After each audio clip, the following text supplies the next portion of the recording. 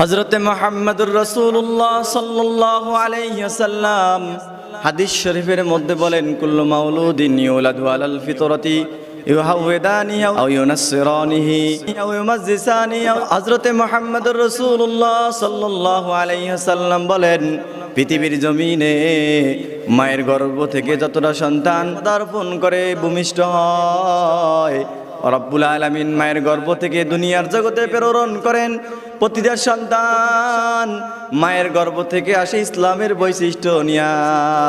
কিন্তু তাদের মা বাবা তাদেরকে ইহুদি বানায় ফেলে, আবার কখনো নাসারা বানায় ফেলে, আবার কখনো মাজুসি বানায় ফেলে। পয়গম্বর হাবিব কিবরিয়া বলেন, পৃথিবীর জমিনে মায়ের গর্ভ থেকে যতটা সন্তান মিনে আসে প্রতিটা সন্তান ইসলামের বৈশিষ্ট্য নিয়ে আসে, কিন্তু তাদের মা বাবা তাদেরকে কখনো ইহুদি বানায় ফেলে, আবার কখনো নাসারা বানায় ফেলে।